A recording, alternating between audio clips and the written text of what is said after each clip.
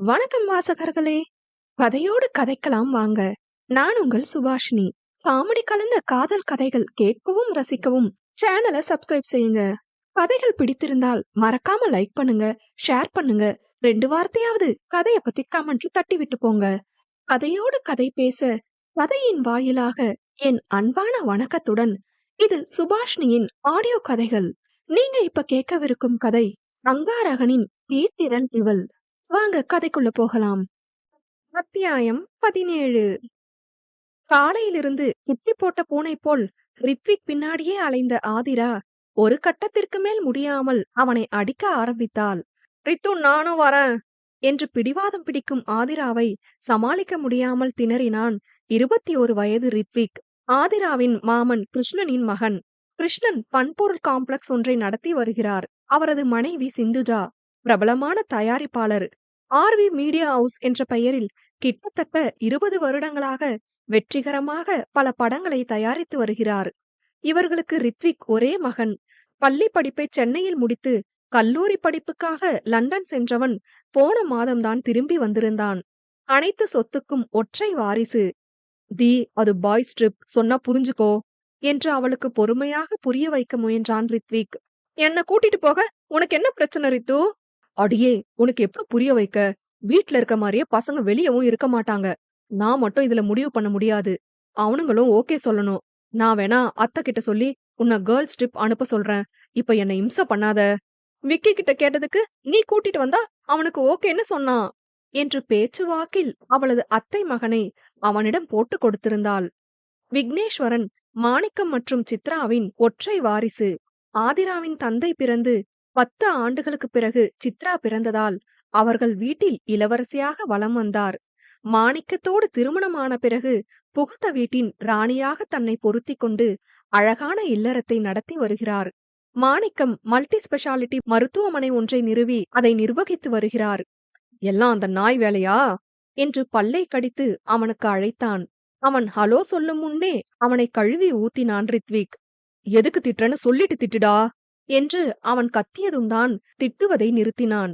அதுக்கு எதுக்குடா இந்த குட்டி பிசாச என்கிட்ட கோத்து விட்ட? டேய், அவ என்ன படுத்து எடுத்தாடா. கூட்டிட்டு போகலனா என் அம்மா கிட்ட போட்டு கொடுத்து பிளான் கேன்சல் பண்ணுவேன்னு மிரட்டுறாடா. உனக்குதான் தெரியுமே, ஒரே பொண்ணுன்னு மொத்த குடும்பமும் அவளுக்குனா வரிஞ்சு கட்டிட்டு வருவாங்கன்னு. எங்க அம்மாவை என்னால சமாளிக்க முடியாதுடா என்று அவனிடம் கொட்டி தீர்த்தான் விக்கி. அதுக்கு என்ன பலி கொடுப்பியாடா? இப்ப நானும் வரேன்னு நிக்கிறா. அகர்ணனை கோத்து விட்டுரு என்று அவனுக்கு யோசனை கூறினான். நல்ல ஐடியாவா இருக்கே. சரி, நான் பாத்துக்கிறேன் என்று வைத்தவன், இங்க பாருதி, எனக்கும் விக்கிக்கும் எந்த பிரச்சனையும் இல்ல. ஆனா அகர்ணன் இதுக்கு ஓகே சொல்லுவான்னு தோணல. அவனும் வரானா? ஏன், நான் போக கூடாதா என்ன என்று பின்னே அவனது குரல் கேட்க தூக்கி வாரி போட்டது ஆதிராவிற்கு.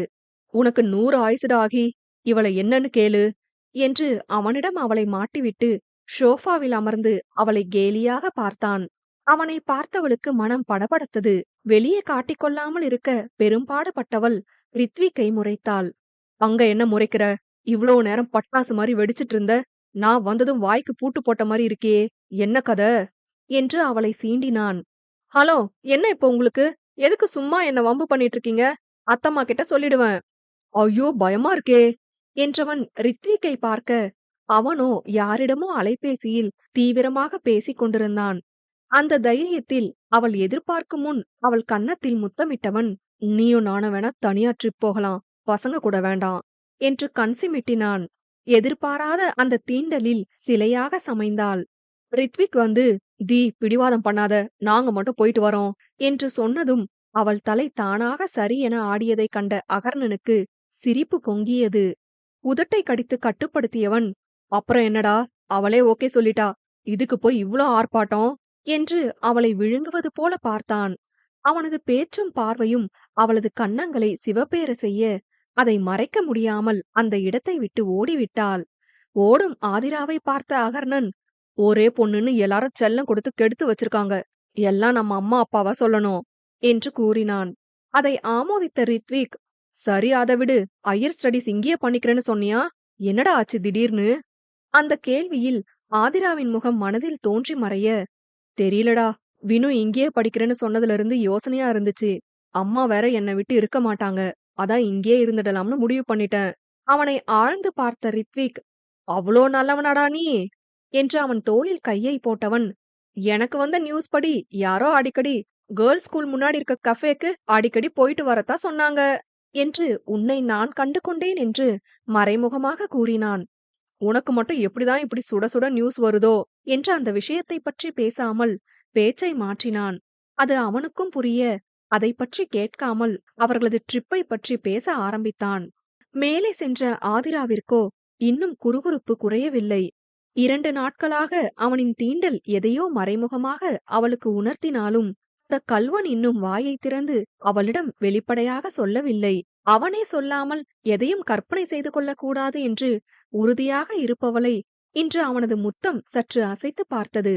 கர்ணா, என்ன ரொம்ப மாத்திட்டடா. இப்படியெல்லாம் நான் இருந்ததே இல்ல. என்னை எனக்கே புதுசா காமிச்சிருக்கடா. என்னடா பண்ண என்ன என்று மனதில் பேசியபடி படுத்திருந்தவளை வந்து எழுப்பிய ரித்விக் அவன் வீட்டிற்கு அழைத்து சென்றான். அனைவரின் வீடும் அருகருகே இருக்க அவர்களுக்கு எப்போதும் கொண்டாட்டம்தான். பெரும்பாலும் ரித்விக்கின் வீட்டில்தான் கும்மாளம் அடிப்பார்கள். அன்றும் அங்கே அனைவரும் கூடியிருக்க ஆதிராவுடன் உள்ளே சென்றான் ரித்விக். அவளை பார்த்த விகர்ணன், இவளை எதுக்குடா இங்க கூட்டிட்டு வரான் என்று அகர்ணனின் காதை கடித்தான். அவ வந்தா உனக்கு என்னடா பிரச்சனை என்று கேட்டவன் அவள் மீதிருந்த கண்களை அகற்றவே இல்லை. ஏண்டா சொல்ல மாட்ட? தடிமாடு மாதிரி இத்தனை பசங்க இருந்தோம் இவளுக்கு தர இம்பார்ட்டன்ஸ்ல 1% நமக்கு தரமாட்டேங்கிறாங்க இந்த தாய்க்குளம் என்று சலித்து கொண்டான். அட பொறாம பிடிச்சவனே என்று அவன் முதுகில் ஒன்று வைத்தான் அகர்ணன். உன் ஆளு, அதனால அவளை பார்த்தாலே குளுகுளுன்னு இருக்கும். எனக்கு அப்படியா என்று கேட்டு அவனிடம் 2-3 அடிகளை பரிசாக பெற்றுக்கொண்டான் விகர்ணன். நீயா எதையாவது கற்பனை பண்ணிட்டு பேசாத. யாரு? நானு. அது சரி, நீ ஊத்துற ஜொல்லுல ரித்து வீடே மிதந்துட்டு இருக்கு. போயும் இவகிட்டயாடா நீ சிக்கணும்? ஊர்ல பொண்ணுக்கா பஞ்சம்? எந்த ஆங்கிள் இவ உன்னை இம்ப்ரெஸ் பண்ணா என்று ஆதிராவை குறுகுறுவென பார்த்தான். இவன் ஏன் ஆதிராவை இப்படி பாக்கறான் என்று நினைத்த ரித்து, இன்னைக்குதான் புதுசா பாக்குற மாதிரி என்னடா லுக்கு என்று வாய்விட்டு கேட்டு விட்டான் ரித்விக். மாட்னியா என் பம்பர கட்ட மண்ட என்று அகர்ணன் விகர்ணனுக்கு மட்டும் கேட்கும் குரலில் கூற, ஐ எம் யுவர் பெஸ்ட் பிரதர்டா என்று அவனிடம் கூறியவன் ரித்விக் புறம் திரும்பி, இல்ல இவ அப்படி என்ன அழகுன்னு இவளுக்கு இம்புட்டு ஃபேன் பேஸ்னு பார்த்தேன். விக்கி சத்தமாக சிரிக்க அவன் சொன்ன விதத்தில் ரித்துவுக்கும் சிரிப்பு வந்துவிட்டது. தன்னை அனைவரும் கேலி செய்கிறார்கள் என்று கோபம் கொண்ட ஆதிரா, இருங்க என் எல்லா அத்தம்மா கிட்டயும் சொல்லி உங்க ட்ரிப்புக்கு பால் ஊத்துறேன் என்று முதலில் ரித்விக்கின் அன்னையை நோக்கி ஓட அவள் பின்னாடி அந்த வானர பட்டாளம் ஓடியது. தீ ஓடாத நில்லு என்று ரித்து அவள் பின்னே ஓட, இந்த குட்டி பிசாசு நமக்கு ஆப்பு வச்சிரும் போலையே என்று விகர்ணன் விக்கியிடம் நொந்து கொண்டான். எல்லாம் உன்னாலதாண்டா என்று பின் வந்த அகர்ணன் அவர்களை முந்தி ஆதிராவிடம் செல்ல, அதற்குள் சிந்துஜா வந்துவிட, அருந்தவாளுகள் இதற்கும் தங்களுக்கும் எந்த சம்பந்தமும் இல்லை என்பது போல நிற்க அகர்ணன் மட்டும் அவளையே பார்த்திருந்தான். சொல்லவா என்று அவள் கேட்க, என்னாச்சா அது குட்டி என்று வந்தார் சிந்துஜா. சொன்னினா நான் உனக்கு கிஸ் பண்ணத நானும் சொல்லுவேன் என்று அவளுக்கு மட்டும் கேட்கும் குரலில் பொய்யாக அவளை மிரட்ட அதில் அதிர்ந்து அவனை பார்த்தாள் ஆதிரா. நீதான் தைரியமான பொண்ணாச்சே, சொல்லு என்று மீண்டும் அவளை சீண்டினான் அகர்ணன். உன் அப்பா வச்சுக்கிறேன். வச்சுக்கோ என்று விஷமமாக கூற அதில் கன்னங்கள் சூடேற அவனுக்கு காட்டாமல் மறைக்க ரித்விக் அன்னையிடம், அத்தம்மா இவங்க எல்லாரும் என்ன வம்பு பண்றாங்க என்று பாவம் போல் கூறி அவரை அணைத்து கொண்டாள். அவ்வளவுதான். அங்கிருந்த அனைவரையும் ஒரு வழி ஆக்கிவிட்டார் சிந்துஜா. அதை திருப்தியாக பார்த்த ஆதிரா அனைவரிடமும் ஒழுங்கு காமித்து ஓட அவளை துரத்தி சென்றனர் நம் 4 ஆண்மகன்கள். இப்படிதான் நாளொரு மேனியும் இனிமையாகவும் மகிழ்ச்சியாகவும் அவர்கள் நாட்கள் ஓடியது. இப்படி அவள் மட்டும் தனிக்காட்டு ராணியாக உலா வந்த ராஜ்யத்திற்குள் புள்ளி மானாக அறிமுகமானவள்தான் அஞ்சலி. அவளுக்கும் அஞ்சலிக்குமான உறவை அங்கிருப்பவர்கள் புரிந்து கொள்ளும் முன்னே அது மிக ஆழமாக பிணைந்திருந்தது. அத்தியாயம் 18. பன்னாட்டு நிறுவனம் ஒன்றில் வேலை பார்த்து கொண்டிருந்த ஈஸ்வரன் மற்றும் பானுமதி பணி காரணமாக 10 வருடம் ஆஸ்திரேலியாவில் வேலை பார்த்துவிட்டு இந்தியாவிற்கு குடிபெயர முடிவெடுத்திருந்தார்கள். அவர்களுக்கு 15 வயதில் அஞ்சலி என்றொரு மகள் இருக்கிறாள். இனி இங்குதான் என்று முடிவான பிறகு ஈஸ்வரனின் அக்கா கல்யாணியிடம் அவர்கள் வருவதற்குள் அங்கே ஒரு வீட்டை ஏற்பாடு செய்ய சொல்லி இருந்தார் ஈஸ்வரன். மிக நேர்த்தியாக அவர்களுக்காக அங்கே ஒரு வீட்டை பார்த்து அனைத்தையும் பேசி முடித்திருந்தார் கல்யாணி. அவர்கள் இந்தியாவிற்கு வந்ததும் வீட்டை அவர்கள் பெயரில் மாற்றும் வேலை முடிய 10 நாட்கள் ஆகும் என்பதால் அதற்கு முன்பு வீட்டில் சிறு சிறு மாற்றங்களை செய்ய சொல்லியிருந்தார். கல்யாணி அவர்கள் வருகைக்காக விமான நிலையத்தில் காத்திருக்க மூவரும் அவரை நோக்கி வந்தனர். அஞ்சு என்று அவளை அணைத்து கொஞ்சி தீர்த்தார் கல்யாணி. நீண்ட நாட்களுக்கு பிறகு அவர்களை பார்க்கிறார். என்னதான் விடுமுறைக்கு ஆஸ்திரேலியா சென்று அவர்களை பார்த்திருந்தாலும் கூடவே இருப்பது போல வராதே. அப்படிதான் கல்யாணிக்கும். அவரது செல்ல மருமகளை இத்தனை ஆண்டுகள் பிரிந்திருந்தது அவ்வளவு கஷ்டமாக இருந்தது. பெண் பிள்ளை இல்லாத ஏக்கத்தை அஞ்சலி பிறந்ததும் தீர்த்து கொண்டவருக்கு அவளது பிரிவு வெகுவாக வாட்டியது. மீண்டும் ஈஸ்வரன் இந்தியா வருவதாக சொன்னதும் முதலில் மகிழ்ச்சியானது என்னவோ கல்யாணிதான். அஞ்சலி வளர்ந்ததும் தனது 2 மகன்களில் ஒருவருக்கு அவளை திருமணம் முடித்து தன்னுடனே வைத்துக் கொள்ள வேண்டும் என்ற ஆசை மனதில் இருக்கிறது. அதை வெளிப்படையாக சொல்லவில்லையே தவிர அவரின் தம்பிக்கு அவரது மனம் நன்றாக புரிந்தது. அதற்கான காலம் வரும்போது பேசிக்கொள்ளலாம் என அதை தள்ளி போட்டிருக்கிறார். ஒரு வழியாக பயணத்தை பற்றி விசாரித்து வீட்டிற்கு கிளம்பி இருந்தார்கள். அஞ்சலி வருவதால் ஆதிரா முதல் ரித்விக் வரை அனைவரும் அகர்ணன் வீட்டிற்கு அவர்கள் பெற்றோருடன் வந்திருந்தனர். வந்ததிலிருந்து ஆதிராவிற்கு போட்டியாக அஞ்சலி வந்திருக்கிறாள் என்று அவளை சீண்டி அவளை வம்பிழுத்துக் கொண்டிருந்தார்கள் நமது ஆடவர் கூட்டம்.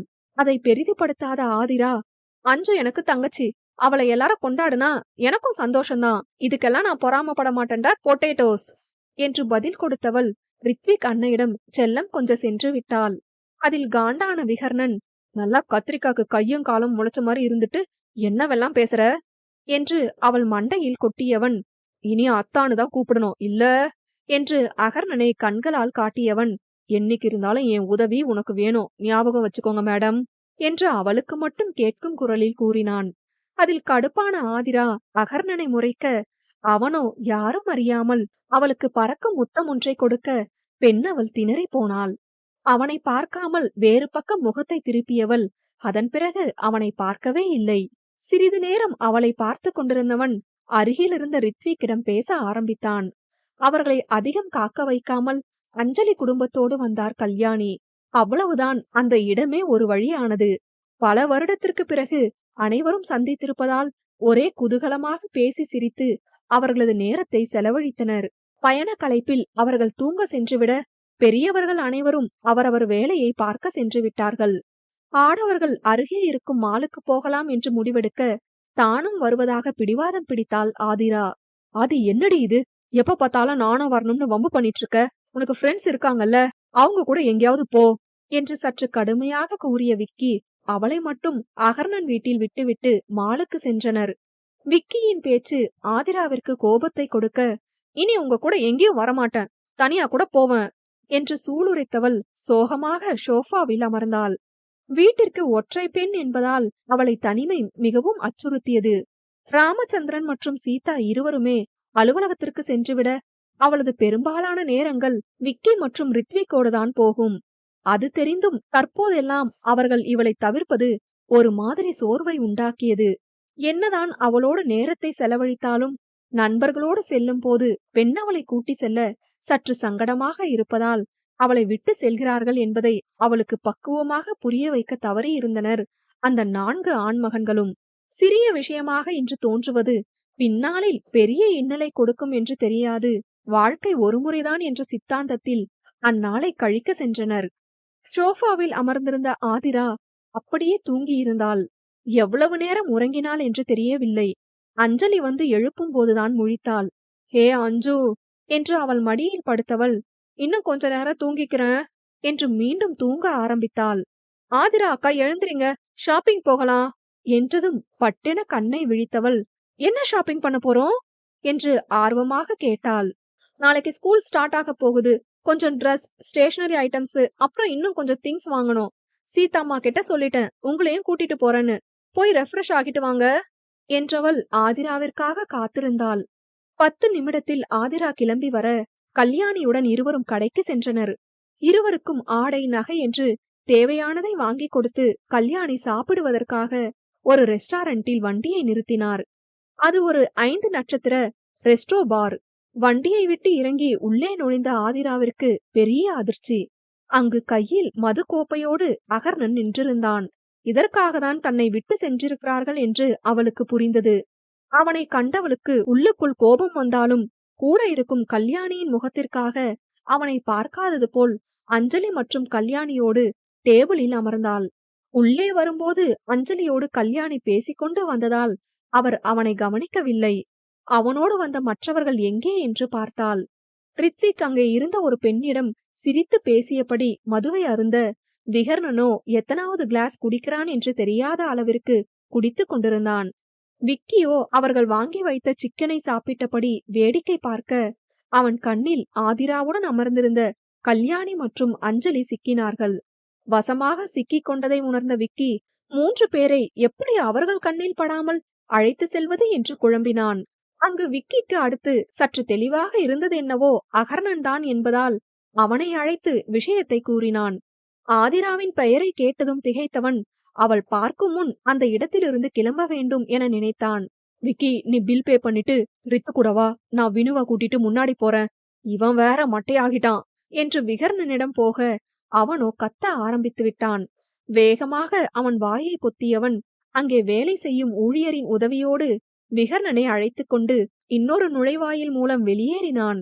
இதையெல்லாம் கவனித்த ஆதிரா, சரியான ஃப்ராடு, இப்படிதான் இத்தனை நாள் ஏமாத்திட்டு இருந்திருக்கான், வீட்டுக்கு வந்ததும் உனக்கு இருக்குடா என்று மனதில் அவனை அர்ச்சித்தவள் இவர்களை மாட்டிவிடும் நோக்கில், அங்க நிக்கிறது விக்கி மாதிரி தெரியுதுல அத்த என்று கல்யாணியிடம் கோர்த்து விட்டாள். திரும்பி பார்த்த கல்யாணி, ஆமா அது என்றவர் விக்கி என்று அவனை அழைக்க அவ்வளவுதான் பயந்து விட்டான். அம்மா என்று அவரிடம் வந்தவன் ரித்துவிற்கு கண்ணை காட்ட பின்னாடி வழியாக கல்யாணியின் கண்ணில் படாமல் அவனும் வெளியே சென்று விட்டான். நீ மட்டும் இருக்க, எங்க அவனுங்க 3 பேரும் என்று தேட மற்றவர்கள் அவர் கண்ணில் சிக்கவில்லை. ரொம்ப சீக்கிரம் பாக்குறீங்க, இதனாலதான் இவங்க கண்ணுல மண்ணை தூவிட்டு பொறுக்கிக்கிட்டு அலையுதுங்க என்று மனதில் மானாவரியாக திட்டினாள் ஆதிரா. அவங்க வீட்டுக்கு போயிருக்காங்கன்னு நினைக்கிறமா, நான் ஒரு ஃப்ரெண்ட பார்க்க வந்தேன், அவன் இன்னும் வரல, சரி கிளம்பலாம்னு திரும்புறேன், நீங்க கூப்பிடுறீங்க. ஆதிரா தான் உன்ன மாதிரி இருக்குன்னு சொன்னா, பார்த்தா அங்க நின்னுட்டு இருக்க என்றவர், சாப்பிட்டியா விக்கி, வா சாப்பிடலாம். இல்லம்மா, மால்லே சாப்பிட்டேன், நீங்க சாப்பிடுற வர வெயிட் பண்ணவா என்று பொறுப்பாக கேட்டான். இல்ல விக்கி, நீ உன் ஒர்க்க பாரு, நாங்க சாப்பிட்டு போய்க்கிறோம் என்றார் கல்யாணி. ஆதிராவை பார்க்க அவளோ அவனை கொலைவெறியுடன் பார்த்தாள். பக்கத்தில் இருந்த அஞ்சலியோ இதை எதையும் கண்டு கொள்ளாமல் சிக்கனை சுவைத்துக் கொண்டிருந்தாள். ஆதிராவை பார்த்தவன், வீட்டுக்கு தான் போறேன், வரியா ஆது என்று கேட்டவனை முறைத்தவள், நான் அத்தை கூட அவங்க வீட்டுக்கு போறேன், நீ கிளம்பு என்றவள் அமைதியாக சாப்பிட ஆரம்பித்தாள். அவள் கோபமாக பேசியிருந்தால் கூட அவனுக்கு பெரிதாக தெரிந்திருக்காது. இப்படி அமைதியாக பேசுவதுதான் பயமாக இருந்தது. விக்கி அவர்களிடம் கூறிவிட்டு கிளம்பும் வரை நிமிரவே இல்லை ஆதிரா. அவன் சென்றதும் தான் இயல்பு நிலைக்கு வந்தாள். அவர்கள் சாப்பிட்டு வீட்டுக்கு செல்ல இரவு 9 மணி ஆகியிருந்ததால் அகர்ணனின் வீட்டில் அவளுக்காக ஒதுக்கப்பட்ட அறையில் தங்கினாள். இப்படி அடிக்கடி தங்குவதால் அங்கே அவளுக்காக ஒரு அறை எப்பொழுதும் ஆயத்தமாக இருக்கும். அறைக்குள் வந்தவளுக்கு மனமெல்லாம் அகர்ணனின் எண்ணமே. இன்னும் எதையெல்லாம் அவளிடம் அவன் மறைத்து வைத்திருக்கிறான் என்று அவன் மீதான நம்பிக்கை சற்று குறைய ஆரம்பித்தது. அதை உடனே சரி செய்து கொள்ள வேண்டும் என்று தோன்றினாலும் அவன் மது அருந்தி இருப்பதால் பொறுமை காத்தாள். கண்களை மூடி படுத்தால் தூக்கம் வந்துவிடும் என்ற நம்பிக்கையில் படுத்தவள் அப்படியே உறங்கியும் போனாள். சிறிது நேரத்தில் ஏதோ மூச்சு முட்டுவது போல இருக்க எழுந்திருக்க முயன்றால் அவளால் முடியவில்லை. கண்களை நன்றாக திறந்து பார்த்தாள். அவளை அணைத்தபடி அகர்ணன் உறங்கிக் கொண்டிருந்தான். அவன் எப்படி அங்கே வந்தான் என்று குழம்பி அவனை உசுப்ப தூக்க கலக்கத்தில் அவளை இழுத்து தன்மேல் போட்டு மீண்டும் தூங்கினான். அவன் கைப்பட்ட இடமெல்லாம் அவளுக்கு குறுகுறுக்க அவனை அடித்து எழுப்பினாள். பதறி எழுந்தவன் ஆதிராவை பார்த்து, தீரா, இங்க என்னடி பண்ற என்று திகைத்தான். மண்டையிலே ஒன்னு போட்டேன்னு வையி, அத நான் கேட்கணும், இது ஏன் ரூம், இங்க நீ என்ன பண்ற என்று அவள் கேட்டதும் தான் முந்தைய நாள் அவளிடம் பேச வந்ததும் அவள் தூங்கிக் கொண்டிருந்ததால் அவள் அருகே படுத்து தூங்கியதும் அவனுக்கு நினைவிற்கு வந்தது. அது நான் உன்கிட்ட பேச வந்தேன், நீ தூங்கிட்டு இருந்தியா, அதான் நானும் படுத்து தூங்கிட்டேன் என்று அப்பாவியாக பேசியவனை முறைத்தவள், இப்படி மூஞ்சிய வச்சு பேசினா மட்டும் நம்பிடுவனா? ஒரு பொண்ணு ரூமுக்கு வந்து அவ பெர்மிஷன் இல்லாம பக்கத்துல படுக்கிற, என்னடா நினைச்சிட்டு இருக்க என்று அவன் கையை கிள்ளினாள். அம்மா என்று கத்தியவன், வலிக்குதிரி ராட்சசி என்று தேய்த்தபடி தீரா என்று மென்மையாக அழைத்தான். அவனது பார்வையே சரியில்லை என்று அவளுக்கு தோன்ற, எதுவா இருந்தாலும் காலையில பேசிக்கலாம், நீ உன் ரூமுக்கு போ என்று அவனை இழுத்து கதவருகே கூட்டி சென்றாள். அவள் காதருகே குனிந்தவன் அவள் முடியை ஒதுக்கி அவள் காதில் முத்தம் வைக்கப் போக கை கொண்டு தடுத்தாள். அதில் ஏமாற்றம் அடைந்தவன், ஏந்திரா பிடிக்கலையா என்றான். அவன் வாயை மூடியவள், ஷ், எதுவும் பேசாத என்றாள். அவள் மேனி அவன் மீது பட்டும் படாமலும் அவனை இம்சிக்க, 2 minutes in paradise விளையாடலாமா என்று அவளிடம் கேட்க, அதில் வெட்டியவள், நீ நிதானமா இல்ல, ஒழுங்கா போய் தூங்கு என்று அவனை வெளியே தள்ளி கதவை சாத்தியவளுக்கு அவனின் பேச்சு சிலிர்க்க வைத்தது. அதன்பின் எங்கே தூங்கினாள்? விடிய விடிய முழித்திருந்தவள் விடிந்த பின்தான் தூங்கினாள்.